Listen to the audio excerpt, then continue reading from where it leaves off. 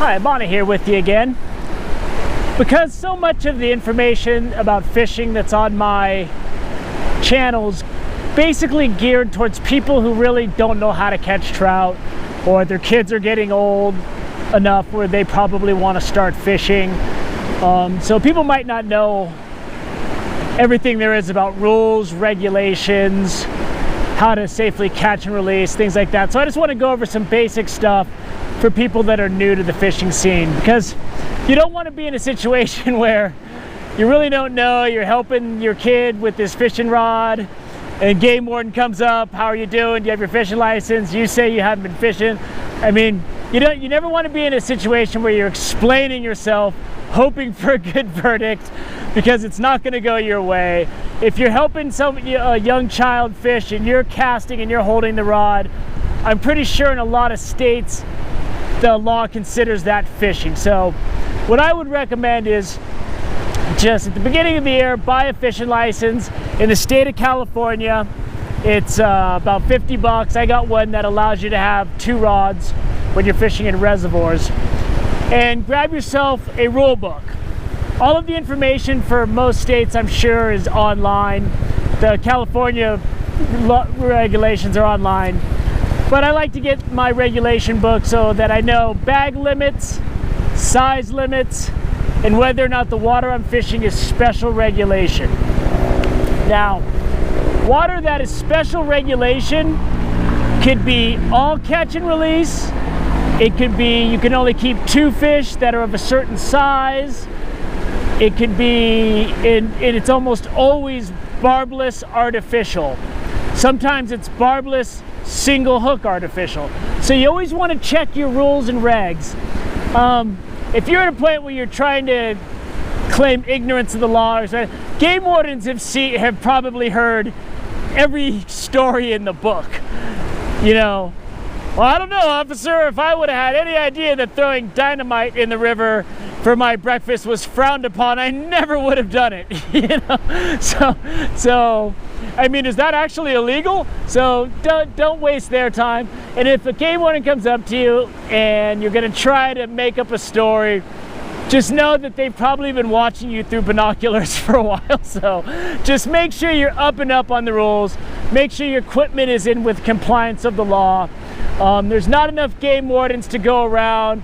So the faster they can come up, check your license, and move on, the better they can go towards protecting the resources that they're spread so thin to do in the first place. So one thing you can always do is waters with special regulations, at least in the California book, and these are available almost anywhere you can buy a fishing license. Walmart, Big Five, Turner Outdoors Sports, they have these available. You can just pick it up. I like to get the paper copy. They'll have the special waters with special regulations listed in alphabetical order. You can see your body of water. It'll tell you whether it's open to fishing. It'll tell you whether the artificial lures with barbless hooks are required. Just know your special regulations. Another thing I want to talk about is catch and release. A lot of you out there might have ethical issues with fishing, but you might want to do the sport.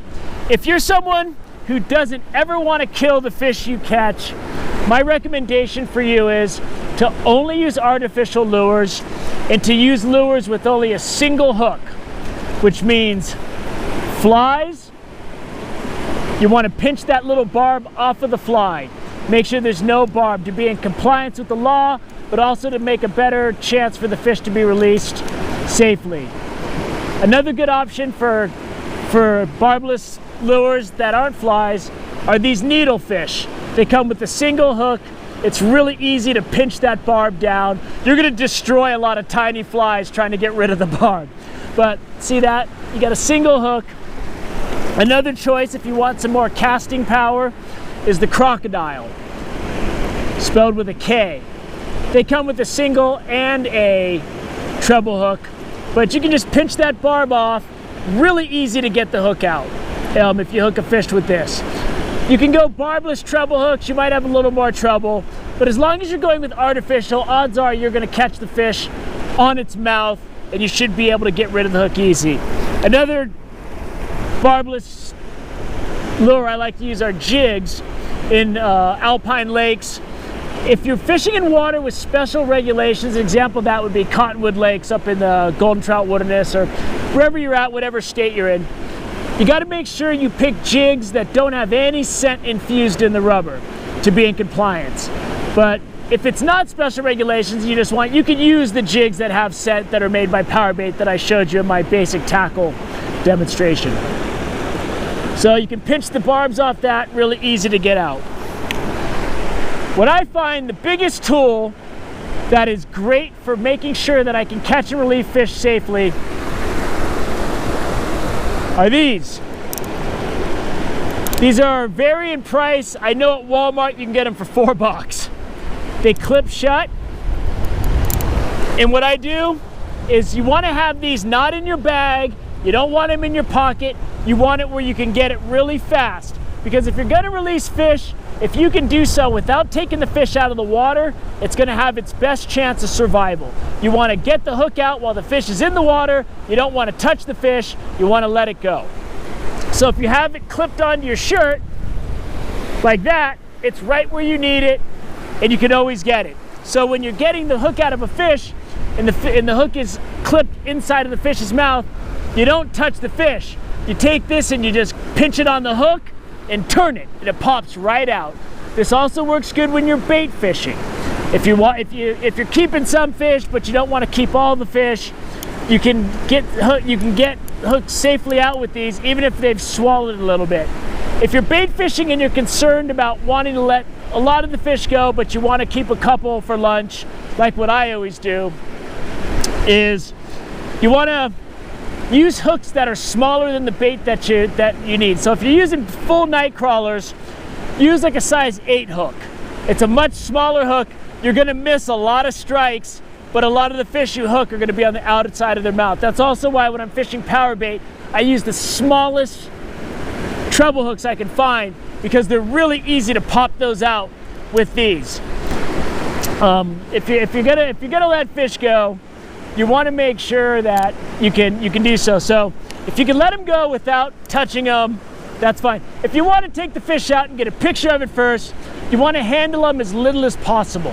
So what you want to do is you don't want to rub them so much. You don't want to put them in the dirt, because the slime on the fish is a protector, helps to fight disease, keep parasites off of them.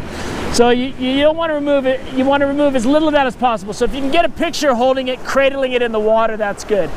If you fight a fish to exhaustion and the thing's running, you're in a stream, it's stripping out line, fish is tired, and it's kind of lethargic, you got it in a side pull, get the hook out, move the fish back and forth in the water. Let the water rush back and forth over its gills, and once it regains its strength, it'll just swim off. Another thing, avoid touching the fish's gills. If a trout bleeds, it is gonna die. I mean, from what I understand about trout fishing, you can let it go and it can swim away strongly. You're gonna see that thing motorboating across the lake. If a fish bleeds, if you can keep it legally, it's time to keep the fish and figure something out. I always have a cooler with ice, even when I'm not planning on keeping fish really. If it's an area where it's not catch and release only, I make sure that I have the capacity to keep fish fresh and take them home if they do die. So if you never want to hurt a fish, stick with single hook, artificial, barbless only. And or just, if you're using a Panther Martin or a spinner or something like that, just pinch the barbs off. It makes releasing them a lot easier. So avoid touching the gills, avoid handling the fish as much as possible. I mean, you're gonna get a fish up on the rocks and it can flop around. It doesn't mean you can't release it safely. It can have sand all over it. It doesn't mean you can't release it safely. As long as it's not bleeding, you got a good chance of releasing it safely. But always be ready to release your fish. Always have these handy, because in the time it takes for you to dig these out of your bag, the fish is going to be in bad shape. So, it would be like stuffing your head under the water oh, let me find you a snorkel. You know, you don't want to do that. You want to have the snorkel ready so that you can get the snorkel in someone's mouth before you stuff their head in the water. That might not be the best analogy, but on the fly, that's the best I could think of. So we're going to be doing some actual fishing soon. We'll be taking a trip shortly, and a lot of my clips, I just want to get a lot of this basic stuff out of the way so that when I do start fishing, you know what I'm doing. You know why you always see these clipped on me or clipped on my bag. And you've seen the lures we're going to be using. Just make sure you check your regulations. You don't want problems. You don't want to have to, you know, ignorance is going to be no excuse when you deal with a game warden. And you just got to realize, and if ever you see a game warden and you have questions, walk up and ask them, you know, hey, can I ask you a couple questions? If they're sitting in their car looking down and you're in the middle of nowhere, don't just walk up and start banging on the window. That'd probably freak them out. But just say, hey, can I ask you some questions? You're going to find game wardens, you don't become a game warden for any other reason that you love the outdoors and you want to protect the resources. These people want to answer your questions. They want you to be in compliance. They're not looking to give you a ticket. They've got bigger fish to fry. I mean, these are men and women that are all on their own out there. They'll walk up to a camp and they could have 5 black bear gallbladders, which have, you know, significant use in some medicinal purposes in certain cultures. I don't want to step on anybody's toes here.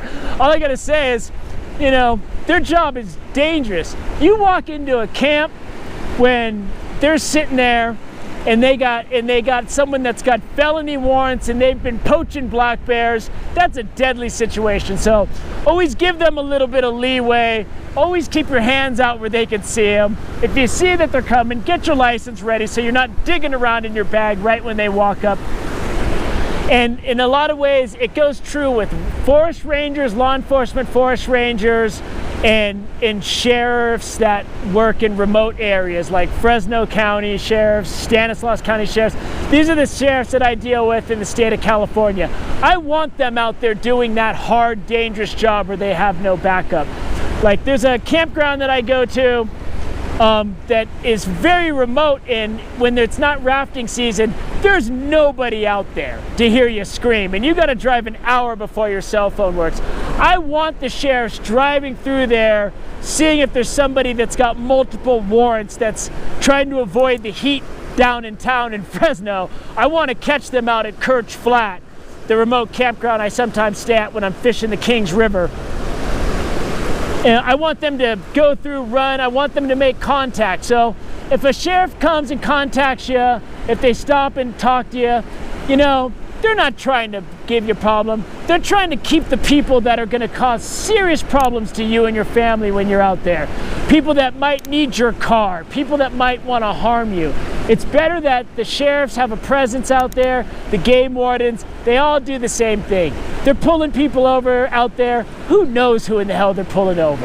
So if they walk up to your car and they got their hand on your gun, on their gun, have a little bit of understanding.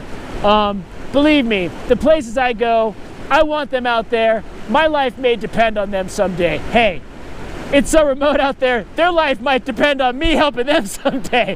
When you get out to a certain level away from the city, everybody just has to count on each other pretty much. We're all in it together. If you're on the right side of things, you know, everybody's just got to look out for each other. But really give these officers, because they do a really tough job, especially game wardens. You got one game warden covering 1,000 square miles by themselves with no chance of getting any backup. So always just if you see them around, have your fishing license readily available.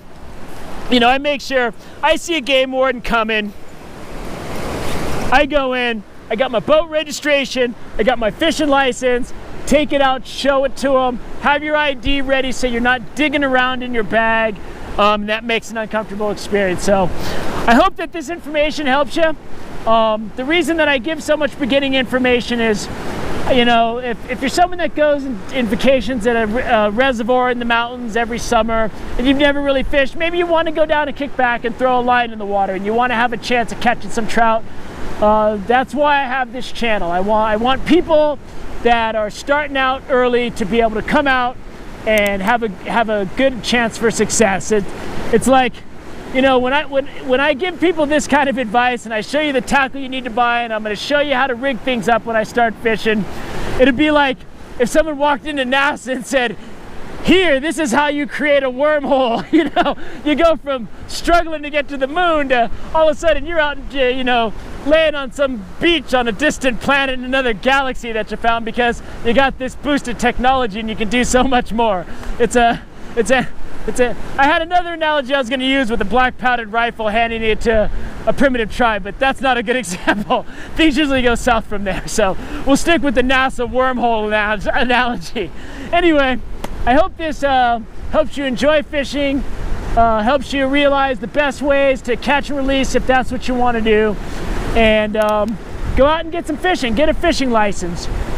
Hunters and fishermen were among the pioneers that played the foundation of conservation in this country, because they realized early on that in order to catch the fish they wanted, in order to hunt the game that they wanted, they needed to preserve habitat. So when you buy a fishing and hunting license, you're participating in a long tradition of conservation that's been led by hunters and fishermen in this country, people that hunt and fish in this country. So even if you buy a fishing license at the beginning of the year, the money's spent and put back into conservation, not enough into hunting and fishing conservation as far as I'm concerned, but conservation nonetheless, and it's money put to good use. If you like to donate money to conservation causes, if you want clean trout streams, if you want good wetlands for duck hunting, buy your hunting and fishing license. Hunting license is a little more complicated to buy, but you can always buy a fishing license. And if you don't use it, you donated $50 to conserve the natural environment. So I encourage everybody to get a fishing license and stick to the regulations, preserve the resource, respect the wardens, respect the sheriffs. They got a tough job to do, park rangers, any law enforcement you encounter in the rural areas.